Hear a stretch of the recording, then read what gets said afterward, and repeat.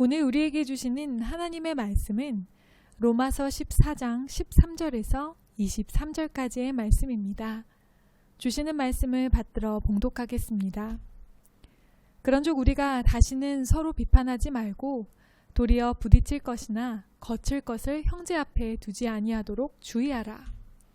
내가 주 예수 안에서 알고 확신하노니 무엇이든지 스스로 속된 것이 없으되 다만 속되게 여기는 그 사람에게는 속되니라. 만일 음식으로 말미암아 내 형제가 근심하게 되면 이는 내가 사랑으로 행하지 아니함이라. 그리스도께서 대신하여 죽으신 형제를 내 음식으로 망하게 하지 말라. 그러므로 너희의 선한 것이 비방을 받지 않게 하라. 하나님의 나라는 먹는 것과 마시는 것이 아니요 오직 성령 안에 있는 의와 평강과 희락이라. 이로써 그리스도를 섬기는 자는 하나님을 기쁘시게 하며 사람에게도 칭찬을 받느니라. 그러므로 우리가 화평의 일과 서로 덕을 세우는 일을 힘쓰나니 음식으로 말미암아 하나님의 사업을 무너지게 하지 말라. 만물이 다 깨끗하되 거리낌으로 먹는 사람에게는 악한 것이라. 고기도 먹지 아니하고 포도주도 마시지 아니하고 무엇이든지 내 형제로 거리끼게 하는 일을 아니함이 아름다우니라. 내게 있는 믿음을 하나님 앞에서 스스로 가지고 있으라. 자기가 옳다 하는 바로 자기를 정죄하지 아니하는 자는 복이 있도다. 의심하고 먹는 자는 정죄되었나니 이는 믿음을 따라 하지 아니하였기 때문이라. 믿음을 따라 하지 아니하는 것은 다 죄니라. 아멘. 덕을 세우는 일에 힘쓰기라는 말씀의 제목으로 오늘 주시는 은혜를 함께 나누겠습니다. 오늘 본문은 어제 본문인 14장 1절에서 12절의 말씀의 내용을 한 절로 정리하며 시작합니다. 13절 말씀입니다. 그런즉 우리가 다시는 서로 비판하지 말고 도리어 부딪힐 것이나 거칠 것을 형제 앞에 두지 아니하도록 주의하라. 아멘. 그러므로 이제 말씀을 받은 로마 교회 성도들이 할 일은 서로 비판하지 말고 형제 자매 앞에 장애물이나 걸림돌을 두지 않겠다고 결심하는 것입니다. 앞서 로마 교회 성도들이 무엇 때문에 서로를 비판하고 또 업신여겼는지를 살펴보았습니다. 음식의 문제도 있었고 절기의 문제도 있었습니다. 그러나 그 모든 문제가 빚어지게 되는 공통적인 배경이 있었는데요. 그것은 바로 주를 위함이었습니다. 그렇게 사실 이들이 서로를 비판하거나 업신여길 이유가 없습니다. 나타나는 모습은 다르지만 주님을 위하여 그러기로 선택한다는 그 본질적인 마음은 같은 것이었기 때문입니다. 이럴 때 우리는 내 신앙뿐 아니라 다른 사람의 신앙을 함께 돌아볼 수 있어야 합니다. 내 마음에 들지 않을지라도 내 눈에는 부족해 보일지라도 그 사람도 신앙에 따라 결단하고 행동하고 있다는 것을 진지하게 인정해 주어야 하는 것입니다. 음식이 문제가 아니라는 것을 바울은 계속해서 이야기합니다. 14절 말씀입니다. 내가 주 예수 안에서 알고 확신하노니 무엇이든지 스스로 속된 것이 없으되 다만 속되게 여기는 그 사람에게는 속되니라. 아멘. 아마도 사도 바울이 사역하던 시대에는 유대인들과 이방인들 사이에 혹은 그리스도인들 사이에서도 신앙의 양심을 따라 어떤 음식을 먹느냐 하는 것이 굉장히 핫한 이슈였던 것 같습니다. 율법을 따라 깨끗한 음식을 먹느냐, 그렇지 않느냐로 많은 논쟁과 시비가 있었던 것입니다. 이 문제를 두고 사도 바울은 분명한 결론을 제시합니다. 음식 자체가 부정한 것이 아니라고 말입니다. 사실 예수님께서도 이런 말씀을 하셨습니다. 마가복음 7장입니다. 이는 마음으로 들어가지 아니하고 배로 들어가 뒤로 나감이라.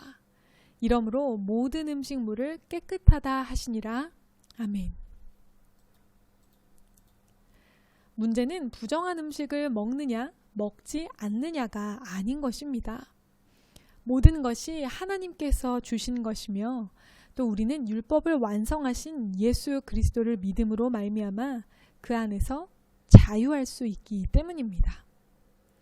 그렇다면 우리가 중요하게 여겨야 할 것은 무엇입니까?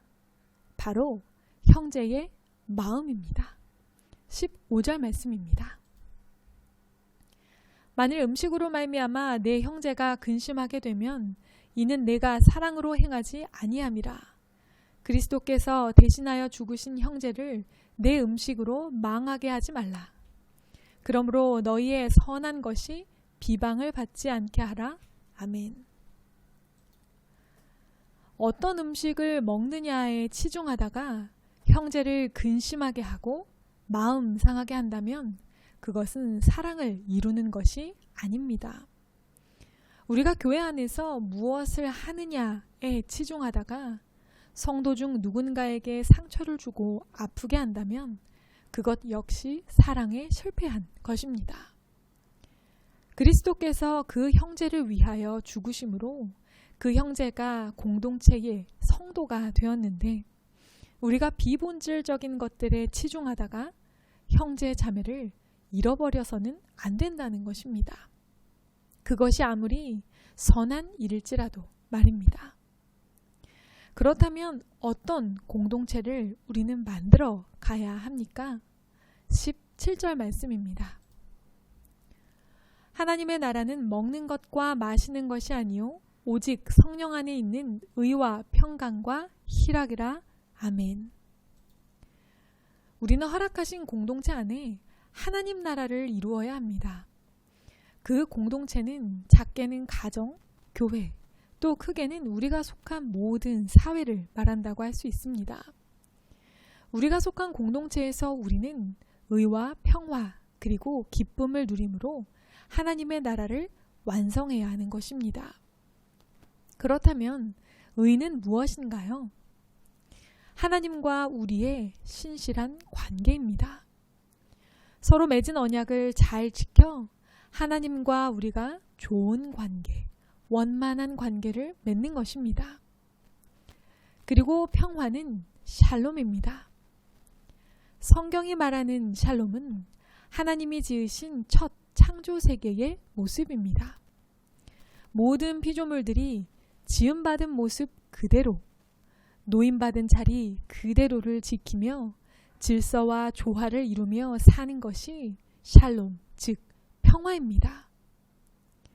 그리고 그렇게 하나님과 신실한 관계가 회복되어 의가 이루어지고 모든 피조물이 샬롬, 평화를 이룰 때 우리는 진정한 기쁨, 희락을 누리게 되는 것입니다. 의와 평화와 기쁨이 넘치는 곳이 곧 하나님 나라요, 우리가 만들어가야 할 하나님 나라의 공동체인 것입니다. 이렇게 의와 평화와 기쁨으로 예수를 믿는 우리는 하나님을 기쁘시게 해드릴 뿐 아니라 사람들에게도 칭찬을 받게 됩니다. 이 부분이 참 와닿습니다. 사실 하나님께서 우리에게 맡기신 믿음의 공동체의 사명은 하나님을 기쁘시게 해드리고 세상에서도 칭찬받는 것입니다. 우리가 생명의 성령의 법을 따라 그 안에서 하나님 나라의 공동체를 이루면 그것은 당연히 따라오는 결과여야 합니다. 그러나 오늘날 많은 믿음의 공동체들이 세상의 칭찬과 인정으로부터 멀어져 있습니다. 왜냐하면 우리는 19절 말씀에 나오고 있는 화평의 일과 서로 덕을 세우는 일에 힘쓰지 않아 왔기 때문입니다. 그리고 오히려 형제를 거리끼게 하는 일을 해온 것입니다. 20절과 21절의 말씀입니다. 음식으로 말미암아 하나님의 사업을 무너지게 하지 말라. 만물이 다 깨끗하되 거리낌으로 먹는 사람에게는 악한 것이라.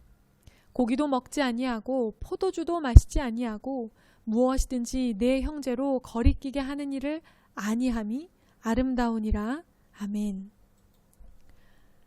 사도 바울은 앞서서도 계속 말하였습니다. 음식 자체가 부정한 것이 아니라고 말입니다. 모든 것은 선하고 깨끗한 것입니다. 그런데 그것을 거리낌으로 보는 사람에게는 문제가 될 수 있습니다. 걸려 넘어지는 것이 될 수 있단 그런 말입니다.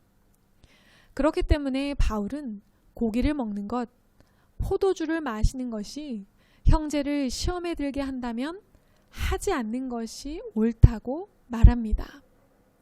그리고 사도 바울 스스로는 고린도전서의 말씀을 통해 형제를 실족하지 않게 하기 위해 자기는 영원히 고기를 먹지 않을 수도 있다고 고백하였습니다. 고기를 먹느냐 안 먹느냐가 중요한 것이 아니라 형제가 실족하느냐 그렇지 않느냐가 중요한 것입니다. 왜일까요? 고린도전서의 말씀을 함께 살펴보겠습니다. 모든 것이 가하나 모든 것이 유익한 것은 아니요 모든 것이 가하나 모든 것이 덕을 세우는 것은 아니니 누구든지 자기의 유익을 구하지 말고 남의 유익을 구하라. 아멘. 그리스도인의 삶은 예수님을 따르는 삶입니다. 예수님은 완전한 하나님이셨지만 완전한 인간의 모습으로 이 땅에 오셨습니다. 모든 것이 가하셨지만 하나님 아버지께서 맡겨주신 인류 구원의 사명을 위해 모든 것을 하지는 않으셨습니다. 예수님께서 사셨던 삶이 바로 자기의 유익을 구하는 것이 아니라 남의 유익을 구하는 삶이었던 것입니다. 오늘 19절 말씀처럼 예수님께서 보여주신 삶이 바로 화평의 일과 서로 덕을 세우는 일이었던 것입니다. 그런데 우리는 예수를 따르는 삶을 산다고 하면서 정작 화평하며 덕을 세우는 것에 실패하였습니다. 다시 말하면 사랑에 실패한 것입니다. 하나님을 사랑하기보다 주를 위하여 살기보다 나를 사랑하며 나를 위하여 살기를 애썼습니다. 하나님조차 나를 위한 삶에 필요한 든든한 지원과 보장 정도로 여기기도 하였습니다. 서로를 높이며 함께 세우며 살아가야 하는데 내 의와 내 안위를 세우며 살기에 급급하였던 것입니다. 결국 우리는 나 자신 외에 다른 무엇도 사랑하지 못했던 것입니다.